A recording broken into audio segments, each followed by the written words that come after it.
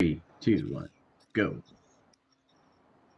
Ladies and gentlemen, we are back with another Vancouver Warriors game preview against the Toronto Rock on Friday, March 14th, 2025 at Rogers Arena. And I do not have my regular contributor from the Warriors today in Brett Mitski, but through Dave Sheldon's help, who works for the Vancouver Warriors, I've managed to land Adam Charalambides, who's joining us via audio. Thank you, Adam, to discuss, amongst other things, happenings around the team, a little bit of a game preview on the Rock game tomorrow night, and obviously all the moves at the trade deadline. So, Adam, let's get started. Trades at the deadline. Here's the biggest reaction, or here's the biggest thing that's dropped. The Warriors acquisition of Christian Del Bianco. Can you share some of your thoughts around that and then sort of reaction around the team? Yeah, absolutely. First off, thanks for having me on. Anytime. Yeah, an exciting, very exciting, eventful trade deadline this year in the NLL. I think with Calgary beating Buffalo there, that really gave them a sense of the possibility to win now, and it seemed like they really wanted to push to add a young elite defender to their group. So yes, kind of went after Braden Lady there, and if you're an NLL fan, you kind of understand the context of Del Bianco's been sitting this season, and things just kind of pieced together, and we're really excited. We're super excited to welcome him to the squad.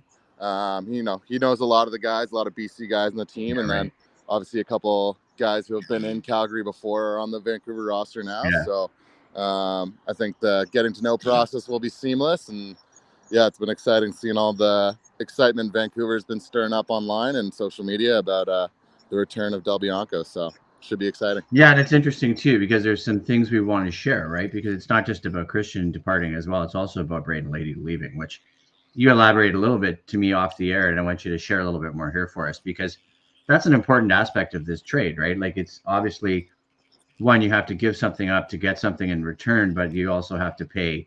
I don't know if you think it's a high price. I want your opinion on the fact that a guy like Braden is gone. Yeah, I mean, in this league, if you want to get some elite pieces, you got to give up some elite pieces. And obviously it's tough to lose a guy that you're really close with and a guy that has a long career ahead of him. They're both young. Obviously Braden Lady's real young. He's could arguably have 20 more years in his career, but Del Bianco, 2023 MVP, I think is worth the jam there that we had to give up. So I trust Kurt to the highest degree, and there's a plan to build a championship roster and win in this league. So I trust the plan, and really excited for what we got here moving forward. Yeah, because this is part of a process, and I've obviously done lots of research on you too, because last September it was exciting for you to sign your contract, right? And to stay with the Warriors after that record-breaking season for you, that 98-point season. So that's another factor as well, is Kurt's been here now, it's his second year, and we can see, if you follow the team closely as I do, what's taking shape, right? And so to lose Braden is sad, but obviously to gain Christian, and I mean, I was just looking at some stuff on Christian last night, and his resume speaks for itself. Obviously, his relationship with Kurt, as Kurt shared on a personal level, but then what he brings in terms of being one of the, probably the best goalie in the National Lacrosse League, right? Yep, absolutely. You nailed it on the head there. Yeah, and so then it's question moving forward, obviously this complicated deal that people were trying to figure out with the four teams involved, obviously with Jonathan Pleshko leaving, obviously there's another piece that you had to part with. And in that deal, looking around at it, you see also the Warriors reacquiring pieces, obviously for people who don't know, Kurt is both head coach and general manager, the Warriors reacquiring pieces that they gave up to get Christian. So share a little bit more for me on that part of that trade as well, because that's important too, right? Kurt has talked a lot about, and I've talked with Brett in the past about, past regimes with the Warriors have given up a lot of picks, right, and given up a lot of pieces, and that hurt the Warriors for a few years. They're probably 2019 through 2022. Sorry, you cut out just for a split sec there. Could you just repeat that last sentence? Yeah, sure. So obviously the Jonathan Pleshko trade and the 4-team trade with Buffalo, and people trying to work that out, and it's very complicated, right? Hello? And then you guys gave up. Yeah, I'm still here. I'm still here. I can hear you. Did I lose you?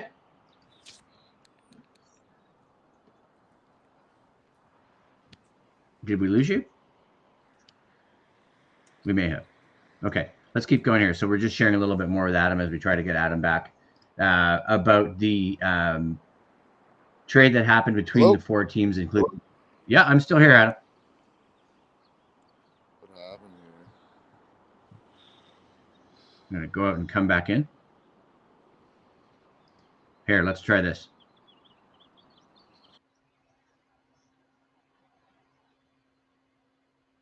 Lost him. All right, so Adam's, while we bring Adam back in, I just want to go through some of these parts of this trade here. Obviously, because the Vancouver Warriors making the Christian Del Bianco move, which is huge. We're just going to bring Adam back into the studio. Hey, Adam.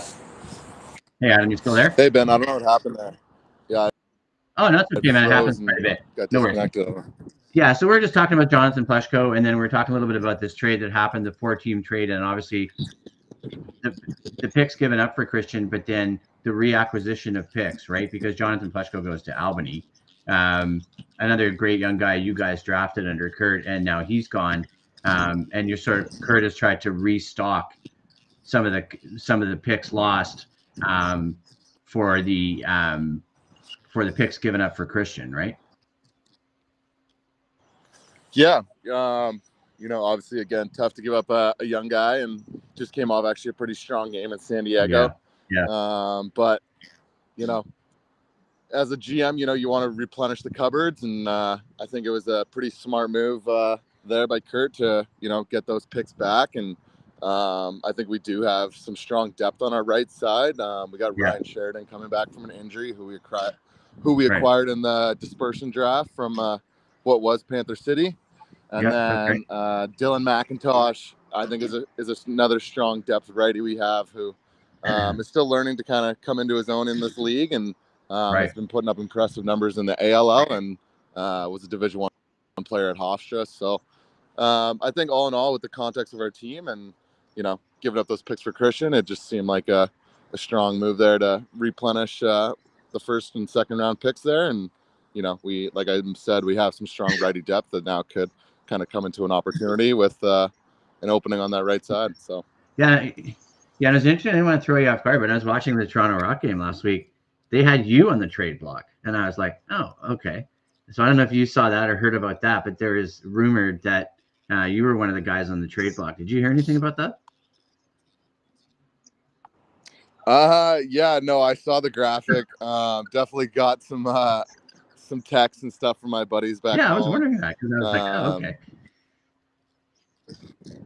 But yeah, I don't know. You're gonna have to ask Pat Gregory on that one. I heard nothing from my own coaches, nothing from any other coaches, and but I think that was Pat Gregory just making some choices on who he thought would go. So right. And so there's some rumors floating around just for the sake of generating content, right, in context. So let's move into a little bit about last week, because obviously you guys lose 13-11 to the Seals in San Diego.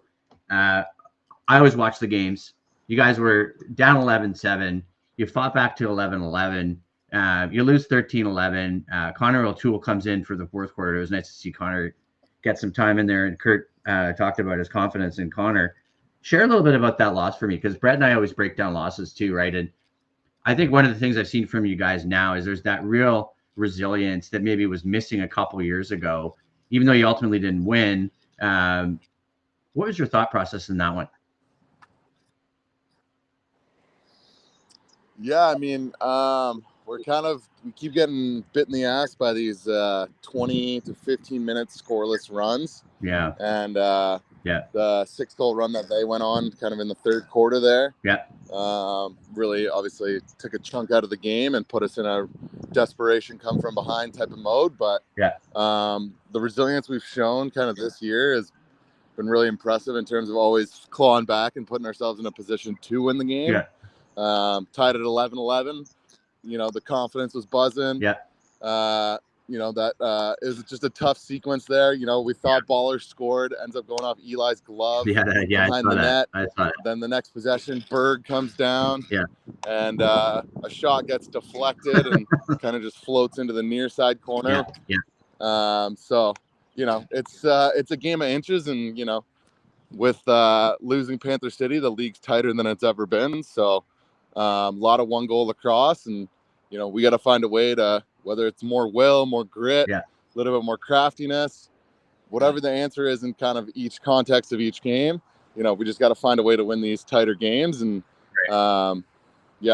it's, you know, it's tough to take away positives, and we've kind of already had this happen a few times where it's like, oh yeah, we were in a tight battle, but we lost. But you know, we're definitely not satisfied by any means, and it's been some long nights staring at the ceiling after those tough losses. And but it kind of just fuels your training week and gets us prepared for Toronto this week. Let's move in a little bit about Toronto, because obviously Toronto made some big moves. We talked a little bit about that, the movement of Nick Rose to Calgary, and their big win last week against the Halifax Thunderbirds in Halifax, with Halifax really on a roll, right? I believe that was a 5-game win streak for Halifax that started when they beat you guys in Halifax.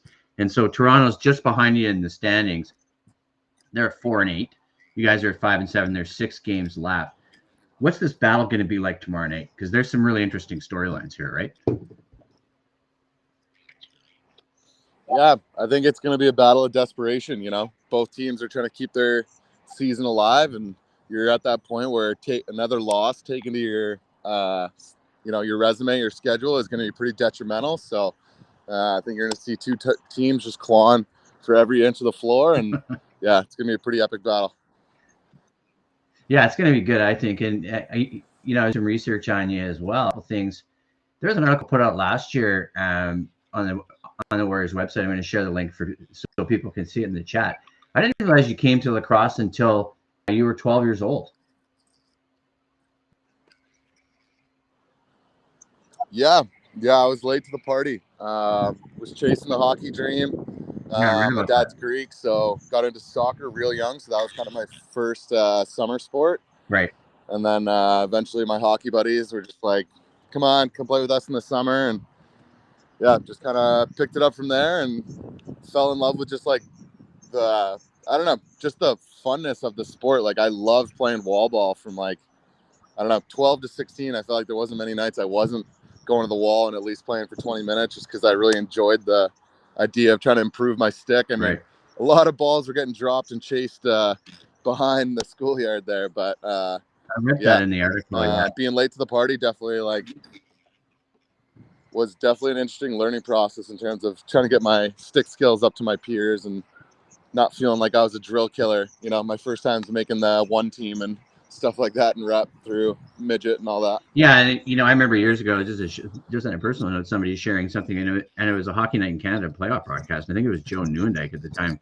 He was playing maybe for the Dallas Stars, and I don't know who the commentator was, talking about how successful he was at playing lacrosse. And when I was a kid growing up in Burnaby, where I grew up playing lacrosse, Joe Sakic was actually a referee in my lacrosse league.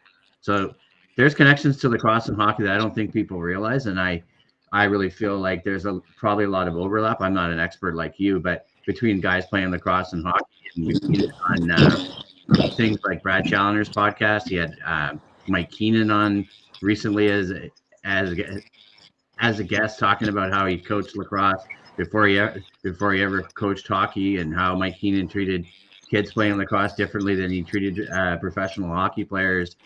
Brad had Don Koharski on. Obviously, people know Koharski as an NHL referee, but also Koharski's role now in the National Lacrosse League. So there's a lot of overlap that I know I didn't realize, and maybe people in the sport like you know that, but things that I didn't know. So always learning something new.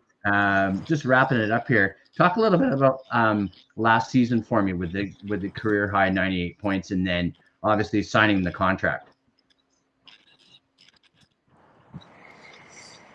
Yeah, I mean, it was Kurt came in last year, so you really want to be a coachable player, and I really felt like I was leaving a lot on the table in terms of my first couple of years, but also hindsight's 2020. Looking back on stuff like that, like maybe I just needed to give myself a little bit more patience. I did have 5 seasons off from box lacrosse between 2 ACL injuries and 17 and 18, and then 19, 20 stayed down at school to rehab those injuries, and 21 was COVID. So I think I wanted to be back at my 2016 level.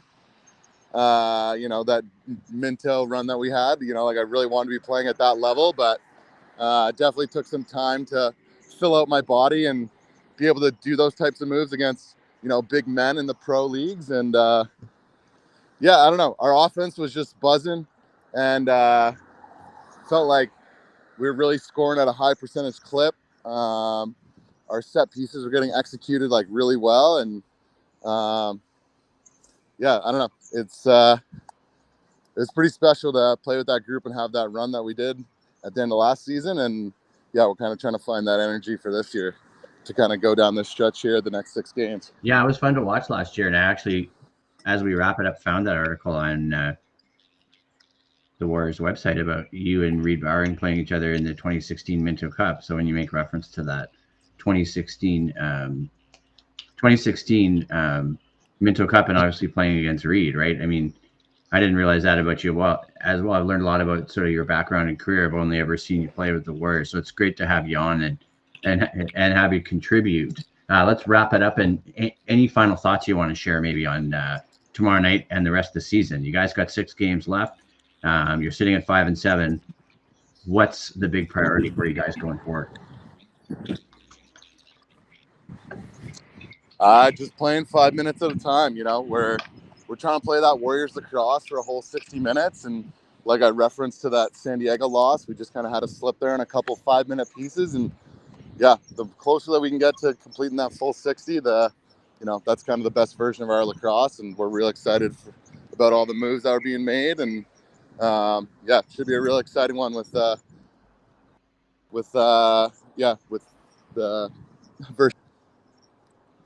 first round on Friday, and then Georgia obviously the following Saturday. So back-to-back home games for you guys, which is nice for you guys to be at home where you have a 3-2 record and have had some success this season. But thanks again, Adam, for doing this. I really appreciate you contributing to the Golden View podcast. People who want to check us out can find us on our Buzzsprout site, buzzsprout.com/1869778, facebook.com/Golden V podcast, and also on goldenvpodcast.ca. Send us comments about the show to info@goldenvpodcast, and we'll talk to everyone soon.